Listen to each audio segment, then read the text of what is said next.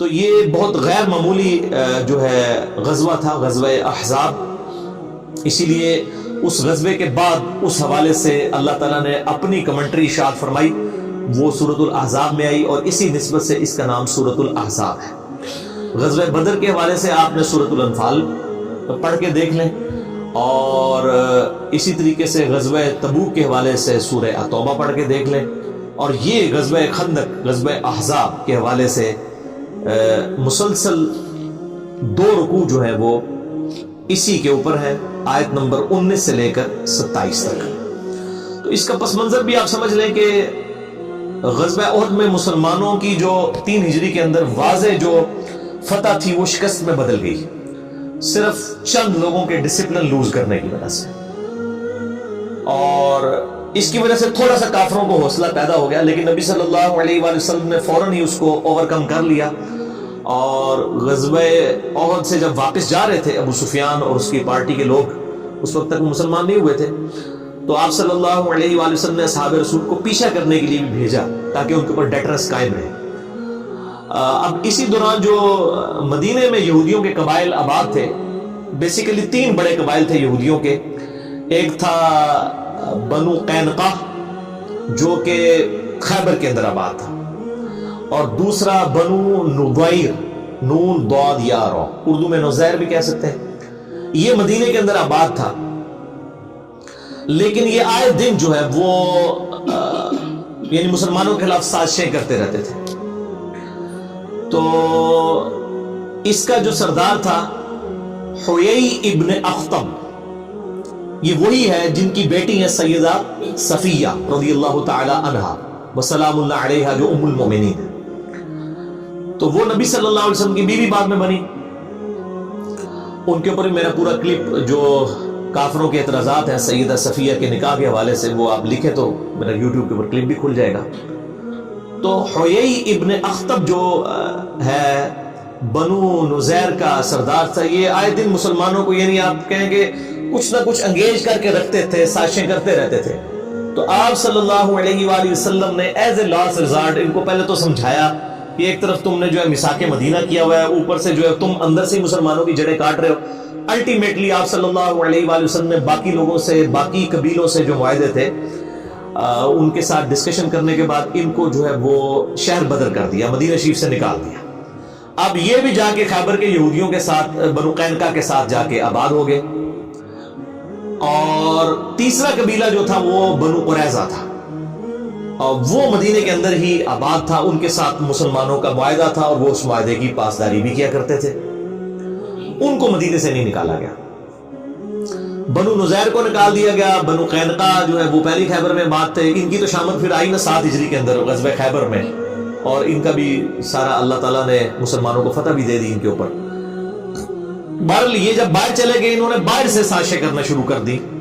جو مشرکین عرب کے قبیلے تھے بنو اسد، بنو غطفان اور دوسرے قبائل کے ساتھ، اور ادھر سے جو ہے وہ ابو سفیان اور ان لوگوں کو خطوط لکھ کے کہ جی ایک بار ہم سب کے سب جمع ہو کے مسلمانوں کو، چونکہ ان کو نظر آ رہا تھا ابھی یہ نئی ایک پاور لانچ ہو رہی ہے اور قبائلی سسٹم کے اندر وہ ہر قبیلہ جو اپنی پاور کو قائم رکھنا چاہتا تھا. انہوں نے کہا یہ تو اب ایک اس اتنے ڈائنامک انداز میں پاور لانچ ہو رہی ہے، اور یہاں پہ جو سردار ہے وہ صرف سردار نہیں ہے بلکہ اس کے لیے لوگ جان چھڑکتے ہیں، اس کو پیغمبر مانتے ہیں اللہ کا، سیدنا محمد رسول اللہ صلی اللہ علیہ وآلہ وسلم کو. انہوں نے کہا جی ایک آخری کوشش کرتے ہیں مسلمانوں کا جو ہے نا یہ معاملہ جو ہے ہمیشہ کے لیے ختم کر دیا جائے. تو انہوں نے بنو نزیر نے، بنو نضیر، انہوں نے سازشیں کرنی شروع کر دی مسلمانوں کے خلاف، اور مشرکین عرب کو بھی اکٹھا کر کے، اسی لیے اسے غزوہ احزاب کہا جاتا ہے. اس میں 1 درجن سے زیادہ جو ہے عرب کے قبائل جو ہے وہ شامل ہوئے مسلمانوں کے خلاف. يا معشر قريش، لئن اختلفنا في الدين فإننا نجتمع على عدو واحد محمد وأصحابه. اب ظاہر ہے کہ نبی صلی اللہ علیہ وآلہ وسلم ایک صرف ریلیجس لیڈر نہیں تھے، آپ ایک بہت اچھے پولیٹیشین بھی تھے اور ایک بہت اچھے فوجی جرنیل بھی تھے، اور آپ صلی اللہ علیہ وآلہ وسلم سارے معاملات کو پیرلل میں لے کے چل رہے تھے. آپ کو پتہ چل گیا کہ یہ ساری سازشیں کر رہے ہیں. أما غطفان فعاقدناهم على أن يمدونا ب6,000 مقاتل ونعطيهم كل تمر خيبر لسنة واحدة، فقبلوا منا وقد قلنا فقولوا. تو آپ صلی اللہ علیہ وآلہ وسلم نے صحابہ اکرام علیہ رضوان سے اوس اور خزرج جو مین قبائل تھے مدینے کے، اوس کے سردار سیدنا سعد ابن معاذ اور خزرج کے سیدنا سعد ابن عبادہ رضی اللہ تعالی عنہما، ان سے مشورہ کیا اور باقی لوگوں سے مشورہ کیا کہ اب ہمیں کیا کرنا چاہیے. بہرحال کنسنسس کے ساتھ سیدنا سلمان فارسی رضی اللہ تعالی عنہ علیہ السلام جو پرشین امپائر میں سے ہجرت کر کے فارس میں سے یہاں پہ آئے ہوئے تھے، انہوں نے مشورہ دیا کہ ہم وہاں پر جنگوں کے لیے اپنے مخالفین کا راستہ روکنے کے لیے خندق کھودتے ہیں. تو خندق کھود کر مدینہ کا دفاع کیا جائے، مدینے سے باہر نکل کے ان سے نہ لڑا جائے، کیونکہ یہ تعداد میں وہ 10,000 کے قریب تھے، مسلمان تو صرف 3,000 تھے. إنا كنا بأرض فارس إذا تخوفنا الخيل خندقنا عليها فلا تصل إلينا أو ننطحها بالنبل. تو ان 10,000 کا مقابلہ اس طریقے سے کرنا بہت مشکل ہے، اور پھر جغرافیکلی جو ہے وہ آپ سمجھ لیں کہ ان کی لوکیشن ایسی تھی مسلمانوں کی مدینہ شریف کی کہ شمال کی طرف ہی خندق کھودنی پڑی. باقی مسلمانوں کی پشت پہ یعنی جنوب والی سائیڈ کے اوپر اونچے اونچے پہاڑ تھے، اسی طریقے سے لیفٹ سائیڈ کے اوپر بھی جو ہے وہ یعنی مغرب کی طرف بھی چٹیل پہاڑ تھے، وہاں سے کوئی جنگی مہم روانہ نہیں کی جا سکتی تھی. اور اسی طریقے سے جو یعنی مغرب والی سائیڈ پہ، اور جو مشرق والی سائیڈ ہے اس کے اوپر قبائل آباد تھے جن کے ساتھ مسلمانوں کے معاہدے تھے. انہی قبائل میں سے ایک بنو قریظہ بھی تھا. یہاں سے بھی خطرہ کوئی نہیں تھا کہ یہاں سے کوئی حملہ کرے گا، یہاں پہ ان کے بڑے بڑے قلعے تھے، الا یہ کہ کوئی قبیلہ یہاں سے بد عہدی کر دیتا، اور وہی ہوا، بنو قریظہ نے بد عہدی کر دی. ما خبر نمي إلينا أحقا تهمون بنقض عهدكم مع رسول الله؟ من رسول الله؟ لا عهد بيننا وبين محمد ولا عقد. قتلكم الله. أما كنت والأوس أحلافكم ندفع عنكم ونحفظ ذمتكم؟ یعنی مسلمان بالکل سیف تھے، صرف شمال والی سائیڈ کے اوپر انہوں نے ایک خندق کھودنی تھی. اور اس حوالے سے آپ نے پورا نقشہ اگر وغیرہ دیکھنا ہو تو جو مولانا مودودی رحمہ اللہ تعالیٰ نے تفہیم القرآن لکھی ہے وہ کمال ہے. انہوں نے ساتھ ساتھ ساری چیزیں یہ اس کانٹیکسٹ میں بیان کی ہیں. اور اگر آپ نے پریکٹیکلی چیز دیکھنی ہے تو عمر سیریز دیکھیں. میں بار بار کہتا ہوں قطر والوں نے اتنا بڑا کام کر دیا ہے کہ پوری اسلامک ریولوشن نبی صلی اللہ علیہ وآلہ وسلم کے اعلان نبوت سے 6 سال قبل سے سٹارٹ کر کے سیدنا عمر رضی اللہ تعالیٰ عنہ علیہ السلام کو سینٹرڈ کرتے ہوئے رومن اور پرشین امپائر کے گرنے تک ٹل سیدنا عمر کی شہادت تک، یہ پوری ویڈیو ریکارڈنگ 30 ایک ساتھ میں عمر سیریز انگلش سب ٹائٹل کے ساتھ آ چکی ہے. بلکہ ایک آدھ کلپ ہم نے جو ہے وہ اردو میں بھی اس کو سب ٹائٹل کے ساتھ چڑھایا تھا. یوٹیوب والے تو اس کو بین کر دیتے ہیں کاپی رائٹس کی وجہ سے. باقی فیس بک پہ الحمدللہ ملینز آف پیپل تک وہ ہمارا کلپ پہنچا ہے. اور وہ ایک واقعہ سیدنا عمر کی زندگی کا ہم نے اس میں جو ہے وہ اسی میں سے فلم میں سے نکالا تھا. بہت کمال کام کیا. اور اس فلم کے جو کنسلٹنٹ کوئی عام نتھو خیرے لوگ نہیں ہیں، بلکہ انٹرنیشنل لیول پہ جو مسلمانوں کے علماء ہیں، یوسف القرضاوی صاحب مفتی اعظم قطر، 90 سال کے قریب ان کی عمر ہے. مولانا مودودی رحمہ اللہ تعالیٰ کا جنازہ بھی انہوں نے پڑھایا تھا. اور ان کے شاگرد ہیں ڈاکٹر علی سلابی، جنہوں نے سیدنا ابوبکر، عمر، عثمان و علی رضی اللہ عنہ مجمعین پہ اتنی موٹی جو ہے عربی میں کتابیں ان کی بایوگرافی پہ لکھی ہیں. اور آج دارالاسلام پبلیکیشن انہی کتابوں کو اردو میں ٹرانسلیٹ کر کے وہ مارکیٹ میں لے کے آئے. ڈاکٹر علی سلابی، ان کی عمر تقریباً 55 سال کے قریب ہے. یہ یوسف القرضاوی کے شاگرد ہیں. یہ 2 بڑے ہسٹورین اور ورلڈ لیول پہ مسلمانوں کے علماء ہیں جن کی کنسلٹنسی کے ساتھ یہ عمر سیریز جو ہے وہ بنائی گئی ہے تاکہ اس میں کوئی غلط چیز نہ ہو. لانچ بہرحال اس میں یہ پوری ریولوشن آپ کو نظر آئے گی. اور یہ غزوہ خندق والا معاملہ بھی انہوں نے پورے کا پورا اس میں یعنی فلمایا ہے. تو سیدنا سلمان فارسی رضی اللہ تعالیٰ عنہ علیہ السلام کے مشورے کے ساتھ خندق کھودی گئی. کافی چوڑی خندق تھی. ایون یعنی گھوڑے کو بھی اگر کوئی ضرب لگا کے بھگا کے بھی اس کو پار کرنا چاہتا تو پار نہیں کر سکتا تھا.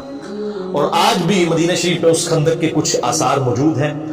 جو لوگ یعنی مدینہ شریف کی ہسٹوریکل جگہوں کا وزٹ کرنا چاہتے ہیں، وہ مسجد نبی کے باہر ٹیکسی ڈرائیورز کھڑے ہوتے ہیں، وہ آپ کو ان جگہوں کے اوپر لے جاتے ہیں.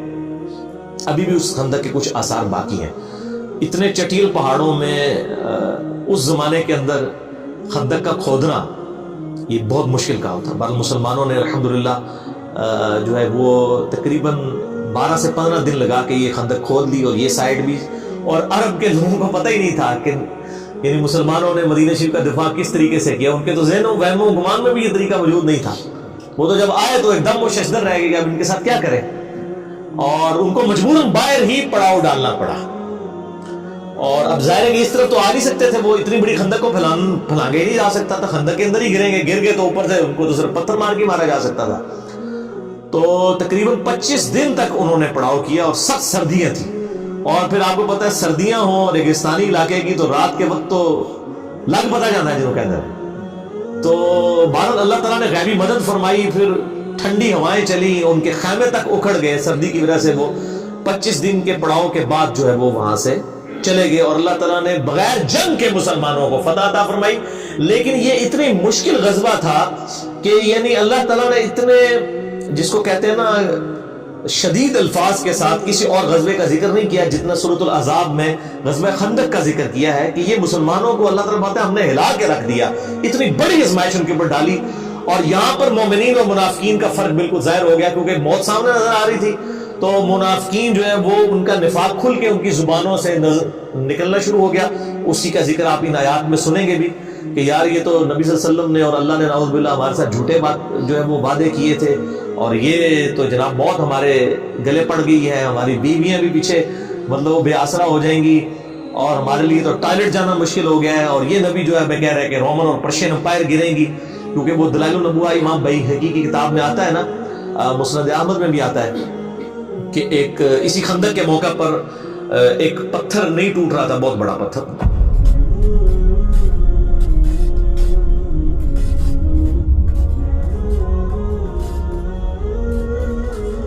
عرضت علي هذه الصخرة فلا يبلغ منها هذا المعول. قد سمعك رسول الله يا سلمان. تو نبی صلی اللہ علیہ وسلم کو آگے شکایت کی گئی تو آپ صلی اللہ علیہ وسلم نے اس پہ 3 دفعہ کدال مارا اور وہ ریزہ ریزہ ہو گیا. پہلی دفعہ جب کدال مارا تو آپ صلی اللہ علیہ وآلہ وسلم کے لیے ایک روشنی ظاہر ہوئی، صحابہ نے نہیں وہ دیکھی، یعنی آپ صلی اللہ علیہ وسلم کو ظاہر ہوئی. پھر دوسری دفعہ، تیسری دفعہ، پھر آپ صلی اللہ علیہ وآلہ وسلم نے فرمایا کہ 3 دفعہ روشنی میرے لیے ظاہر ہوئی. ہر دفعہ جو میں نے کدال مارا، پہلی دفعہ اللہ تعالیٰ نے مجھے رومن امپائر عطا فرما دی.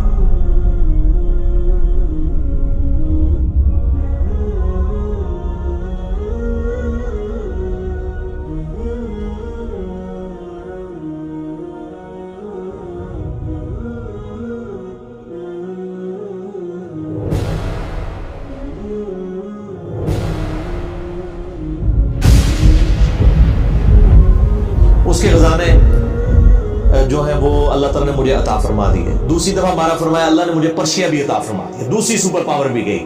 اور تیسری دفعہ فرمایا اللہ نے مجھے یمن بھی عطا فرما دیا. اور منافقین جو تھے اوپر سے کلمہ گو مذاق اڑا رہے تھے کہ ہم تو ٹائلٹ جانے سے مجبور ہوئے ہیں، اور یہ پیغمبر ان کو کہہ رہے ہیں کہ رومن اور پرشین امپائر گرے گی. یہاں تو یہ ان عرب کے قبائل کا مقابلہ نہیں کر پا رہے، تو یہ رومن اور پرشین امپائر کیسے یعنی گرائیں گے؟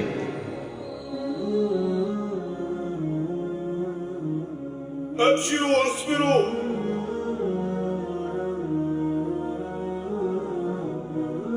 فوالله ما يبلغ القوم منا شيئا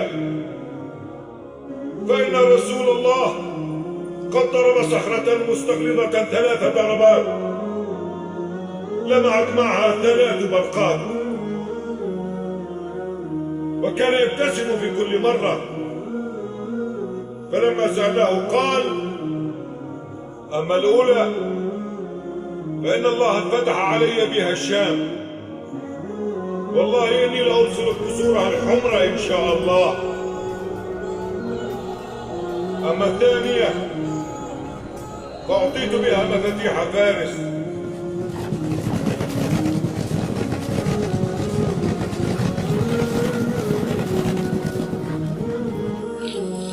أخيرا اللهم أنجز وعدك ووعد رسولك. فوالله لقد سمعته يبشر بها أول ما جهر بدين الله، وهو مستند بظهره إلى الكعبة ينفس، وهم بين مصدق ومكذب وأستاذ.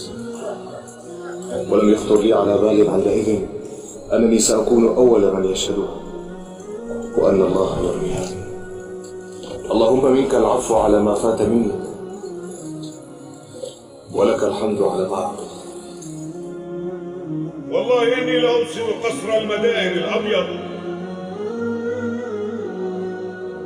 وأما الثالثة فأعطيت بها مفاتيح اليمن، والله إني لأبصر أبواب صنعاء من مكاني هذا، فإن كنتم مؤمنين حقا وصدقتم رسولكم فما يغركم اليوم ما تلقون، وقد علمتم علم اليقين ما جعل الله لكم في قابل الأيام. صدق عمر والله لقد كان الذي قال. हालांकि 5 हिजरी का वाकया 12 साल के अंदर रोमन और पर्शियन एम्पायर गिर गई थी। ये अल्लाह ताला की एक गैर मामूली मदद थी नबी सल्लल्लाहु अलैहि वसल्लम और आपके जानसार सहाबा इकराम अलैहिम रिदवान के साथ। तो बहरहाल इस खंदक को वो क्रॉस नहीं कर सकता था। बहरहाल एक शख्स था अमर इब्ने अब्द वद, ये अरब का एक मशहूर जो समझ लें कि आप जंगजू इंसान था। इसके बारे में मशहूर था कि ये 100 आदमियों से अकेला लड़ सकता है, इतनी तेज ये तलवार चलाता था और ये किसी मैदान जंग में कभी इसको मात नहीं हुई थी। जब भी किसी से लड़ा इसने उसको कत्ल किया। और ये यानी 90 साल इस वक्त उसकी उम्र हो चुकी हुई थी। ये भी मुशरिकीन अरब की तरफ से मुसलमानों के लिए के खिलाफ लड़ने के लिए आया। इसने जो है वो अपने घोड़े को जो है वो एड़ी लगाई और खंदक फलांग के दूसरी तरफ आ गया। अब आके वो ललकार रहा है कि कोई है आके मेरा मुकाबला करे। किसी की जुर्रत नहीं हुई कि वो शख्स के सामने आए, क्योंकि उस शख्स के सामने आने का मतलब मौत था। 3 दफा उसने ललकारा। नबी सल्लल्लाहु अलैहि वसल्लम के साहब में से सिर्फ सैयदना अली थे जिन्होंने 3 दफा उठ के उसका मुकाबला करने के लिए चैलेंज को कबूल किया, लेकिन 3 दफा नबी सल्लल्लाहु अलैहि वसल्लम ने उनको हाथ से पकड़ के बिठा दिया कि तुमने नहीं उठना। ज़ाहिर है वो सैयदना अली की एक फजीलत बाकी लोगों के ऊपर जाहिर करनी थी कि ये इतनी दलेरी दिखा रहा है, और कोई शख्स नहीं उठा। 3 दफा सैयदना अली उठे, लेकिन नबी सल्लल्लाहु अलैहि वसल्लम ने बाजू से पकड़ के बिठा दिया। अब सैयदना अली कोई अपनी बहादुरी की वजह से नहीं उठ रहे थे, उनकी जो अंदर जो एक पैशन और ईमान का लेवल था ना, वो ये तकाजा करता था कि ऐसी की तैसी इसकी। तो बहरहाल तीसरी दफा भी जब उसने कहा तो नबी सल्लल्लाहु अलैहि वसल्लम ने सैयदना अली को यानी रवाना किया। और सैयदना अली की उस वक्त आप देख लें उम्र कितनी थी, ऑलमोस्ट 28 साल, 27 या 28 साल उम्र थी। ये उस वक्त का वाकया। من يبارز؟ يا عمرو إنك قد كنت عاهدت الله ألا يدعوك رجل من قريش إلى إحدى خلتين إلا أخذتها منه. أجل. तो अब वो जब सामने आया तो सैयदना अली के जो वालिद थे अबू तालिब, उनके साथ उसकी दोस्ती थी अमर इब्ने अब्द वद की।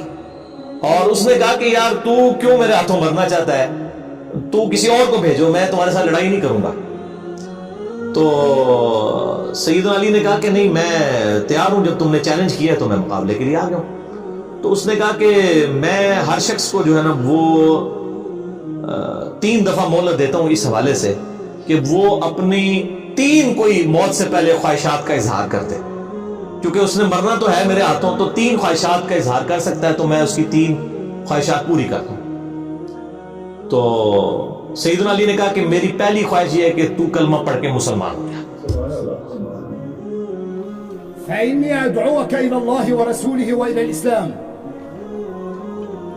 لا حاجة لي بذلك. فإني أدعوك إلى النزال. لما يا ابن أخي؟ فوالله ما أحب أن أقتلك. لكني والله أحب أن أقتلك. ठीक है, ये देखे ना तरबियत क्या हुई है। ग़ज़वा खैबर के मौका पर भी जब सैयदना अली को नबी सल्लल्लाहु अलैहि वसल्लम ने भेजा तो उस वक्त बुखारी मुस्लिम में आता है कि अली पहले उनको दावत देना, अगर तेरी वजह से एक शख्स को भी हिदायत मिल गई तो तेरे लिए सुर्ख ऊंटों से बेहतर है।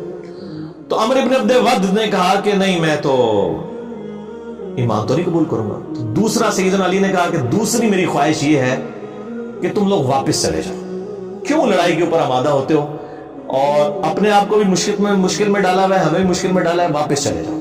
तो उसने कहा हम तो लड़ने के लिए आए, वापस क्यों जाए। और तीसरी ख्वाहिश फिर सैयदना अली ने कहा कि मेरे साथ लड़ाई करने के लिए तैयार हो जाओ। ये तीसरी ख्वाहिश सैयदना अली ने की। ठीक है, तो बहरहाल एक वार के अंदर ही उसका काम तमाम कर दिया सैयदना अली रज़ियल्लाहु तआला अन्हु ने, और उसको जहन्नुम वासिल कर दिया। अमर इब्ने अब्द वद को ये बहुत बड़ा एक वाकया था, और इसकी इतनी डेंजरस पड़ी मुशरिकीन अरब के ऊपर कि उनके पांव फिर लड़खड़ा गए, फिर किसी ने जुर्रत नहीं की दोबारा खंदक को क्रॉस करने की, क्योंकि ज़ाहिर जब उनका सबसे बड़ा जर्नैल जिसके ऊपर उनको मान था तो वो एक 27 साल के लड़के के हाथों मारा जाता है। ज़ाहिर ینگ ایج کا بندہ. تو وہ پھر اللہ تعالیٰ کی طرف سے غیبی مدد بھی آ گئی. یعنی موسم کی سردی، پھر خیموں کی وجہ سے اکھڑنا، خیموں کا اکھڑنا، ہواؤں کے چلنے کی وجہ سے یہ سارے کے سارے معاملات ہوئے. اسی دوران اللہ تعالیٰ نے غیبی مدد مسلمانوں کے ساتھ اس حوالے سے کی کہ بنی جو غطفان تھا اس میں سے ایک شخص تھا نعیم بن مسعود رضی اللہ تعالیٰ عنہ علیہ السلام، انہوں نے اسلام قبول کر لیا.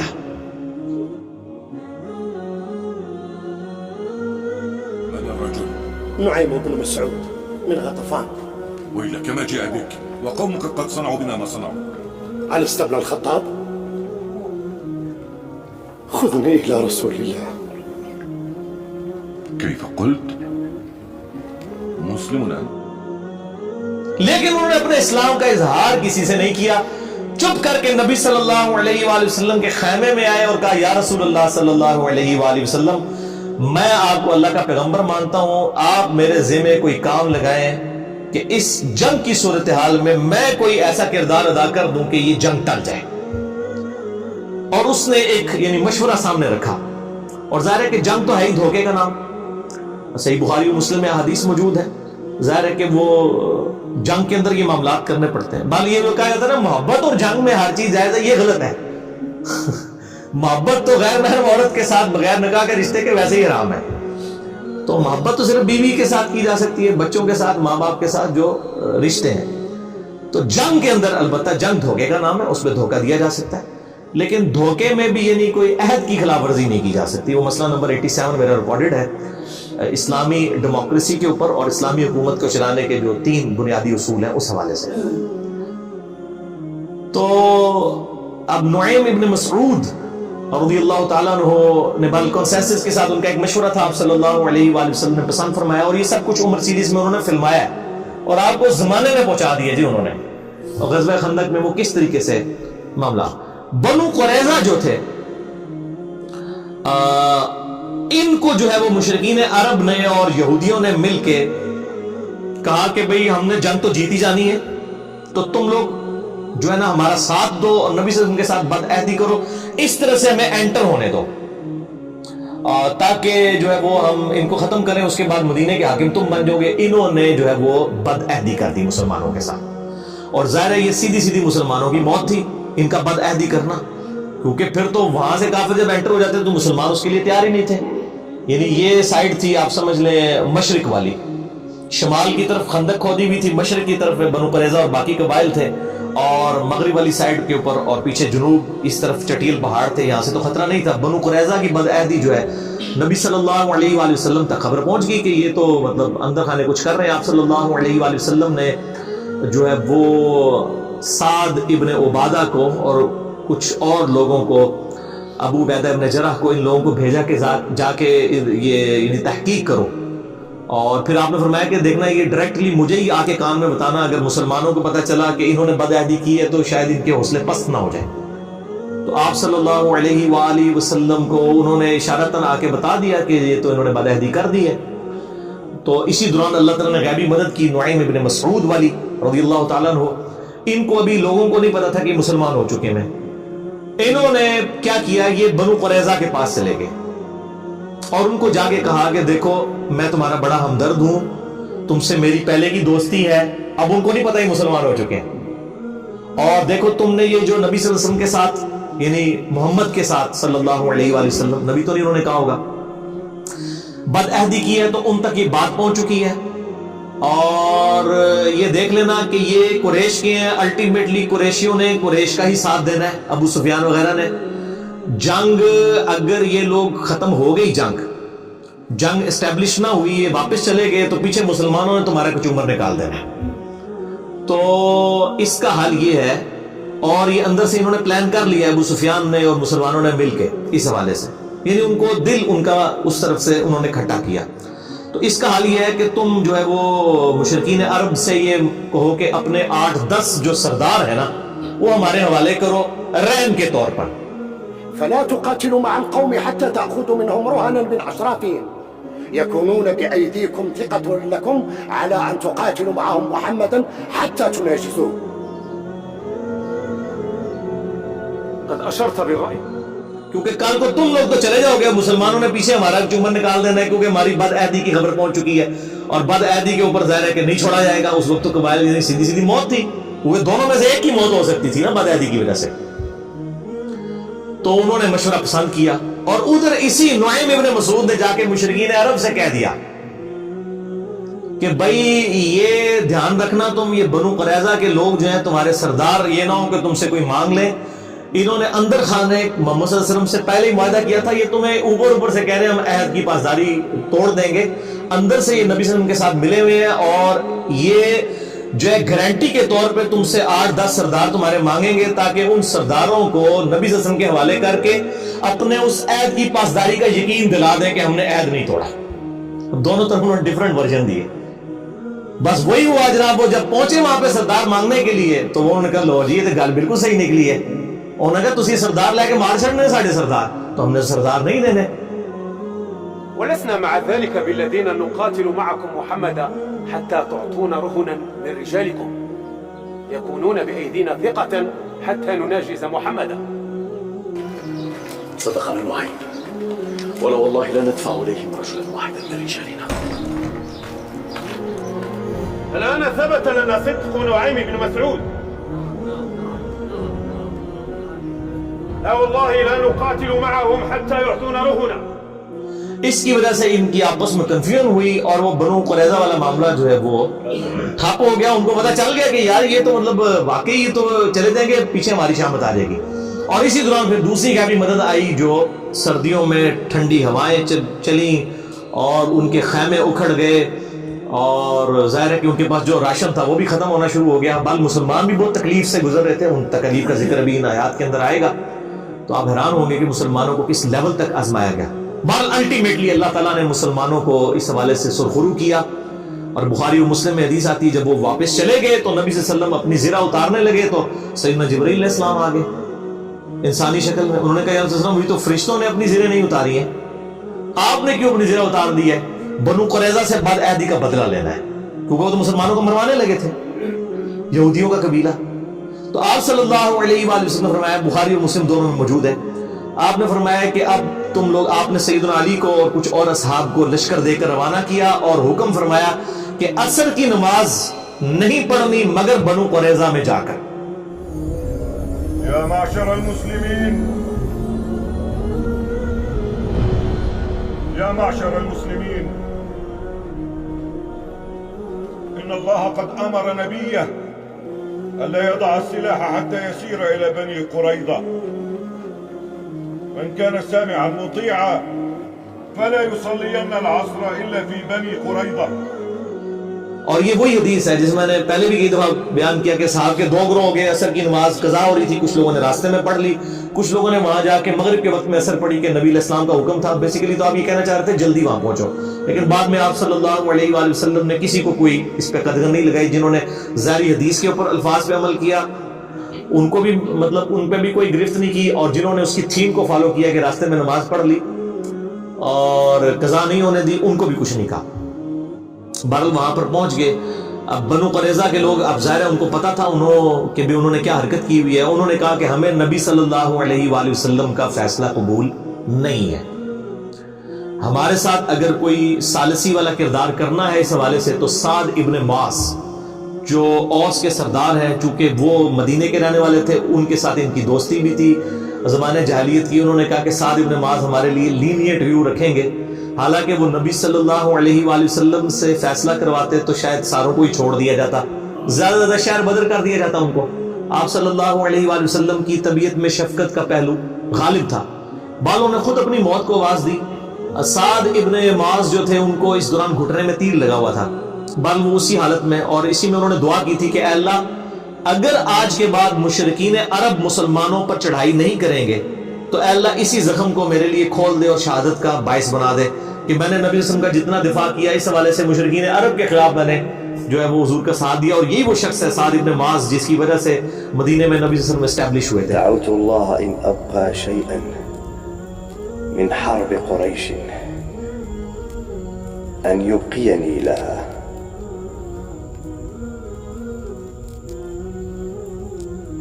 وإن كان الله قد وضعه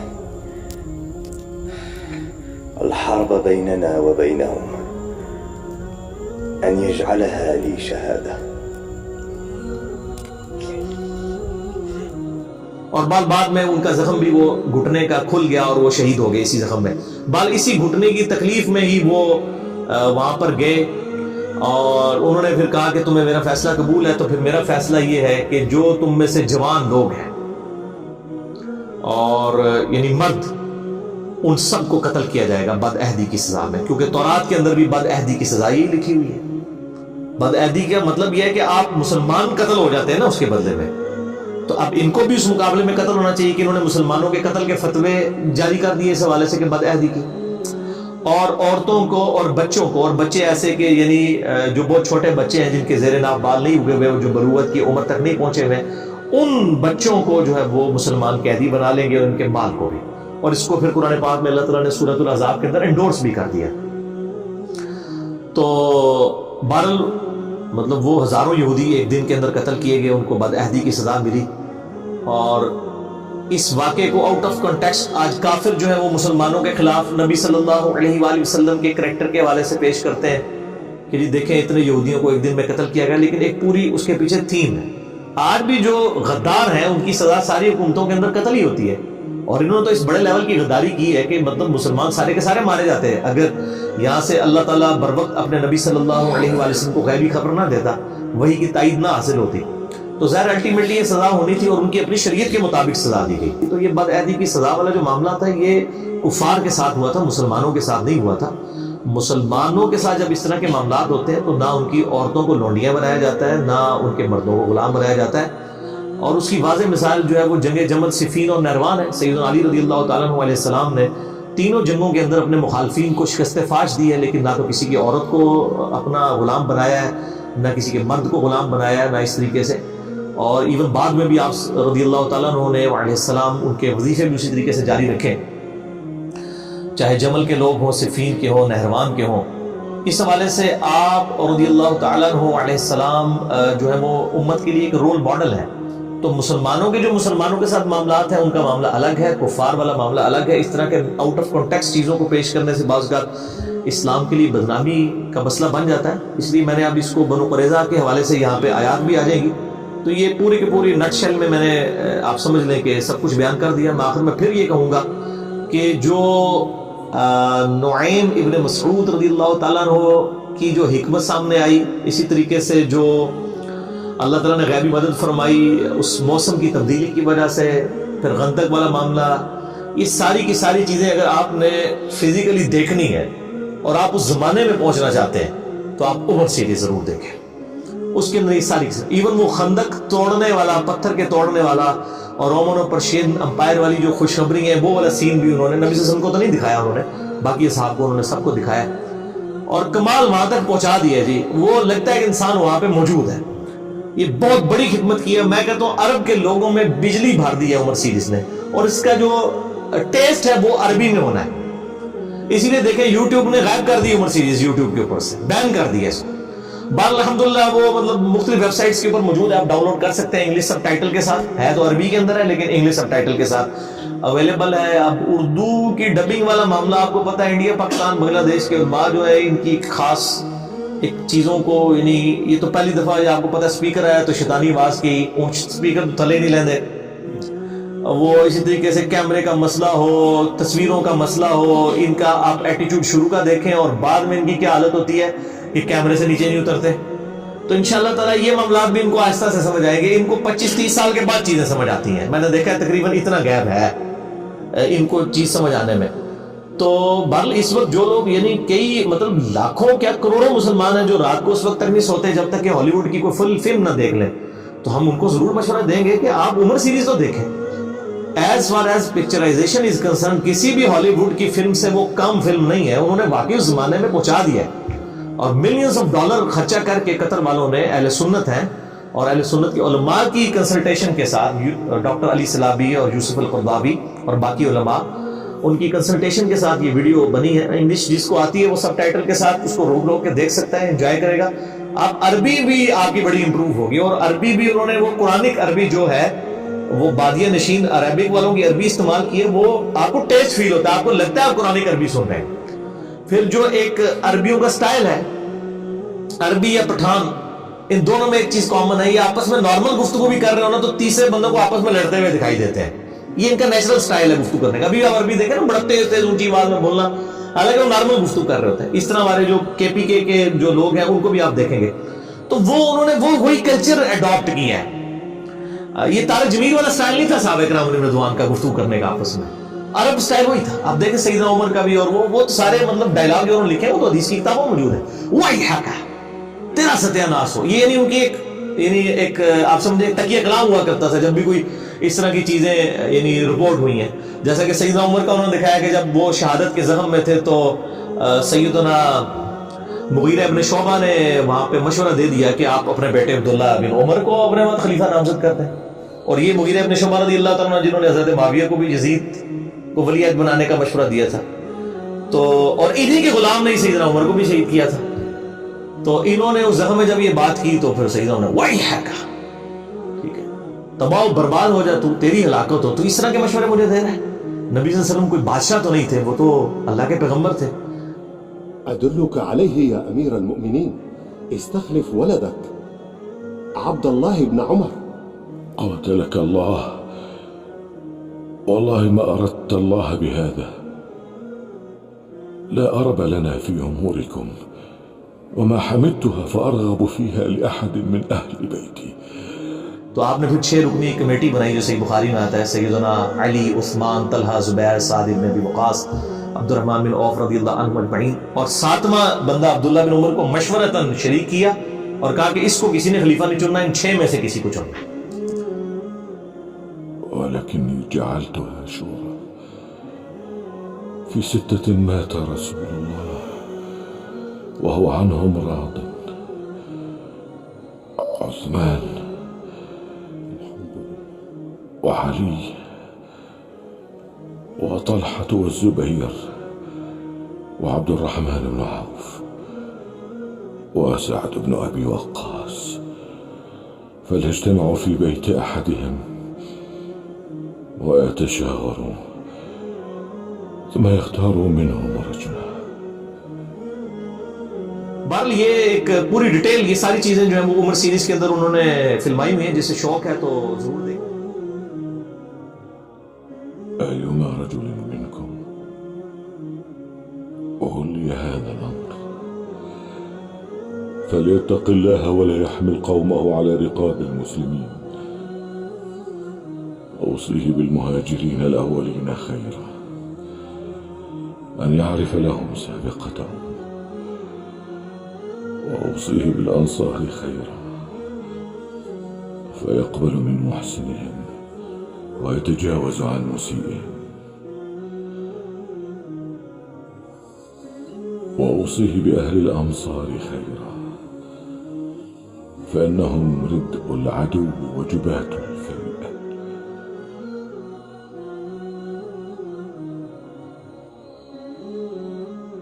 وأوصيه بأهل البادية خيرا فإنهم أصل العرب ومادة الإسلام. وأوصيه بأهل الذمة خيرا أن يقاتل من ورائهم ولا يكلفهم فوق طاقتهم.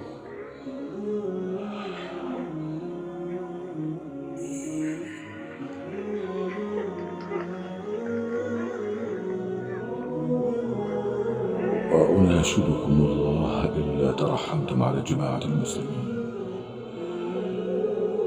فأجللتم كبيرهم ورحمتم صغيرهم ووقرتم عالمهم،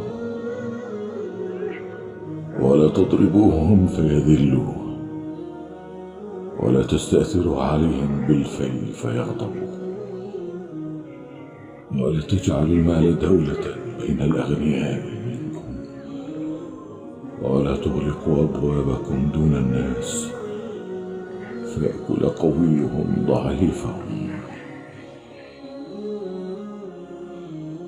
هذه وصيتي إلى من يخلفني، وأرشد